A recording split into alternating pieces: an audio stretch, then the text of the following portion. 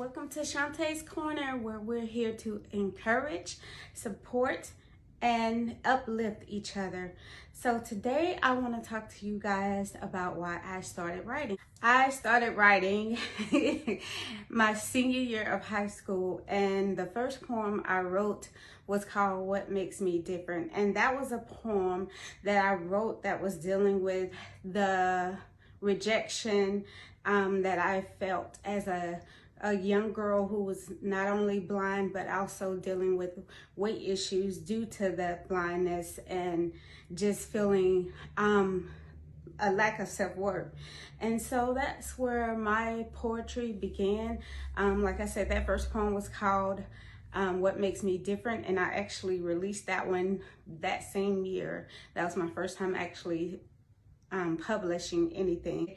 But for me, writing was a way for me to get my frustrations out, and that's what a lot of my poetry was about initially. Just feeling rejected, alone, hurt, just all of the things that you could think of. And so during that time when I was writing, it was definitely a lot of sad poetry, but after a while, I just stopped writing. I just didn't want to do it anymore. And I wish I had kept a lot of those poems, but I don't have them anymore.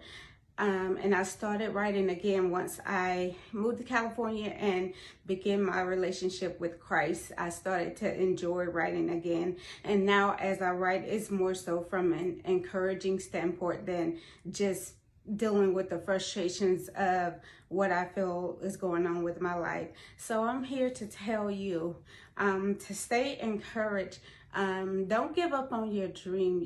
Still continue to pursue it, because I didn't know that I would ever get back to writing, even though I love to write. But for me also, I had been told that I wasn't smart enough and that I would never go to college or anything like that from one of my English teachers.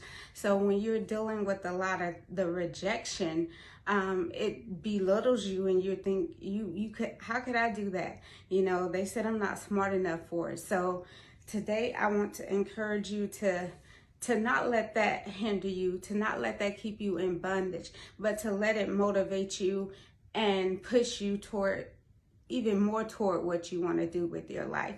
So as I want to leave you guys with that today, and remember to let your words speak.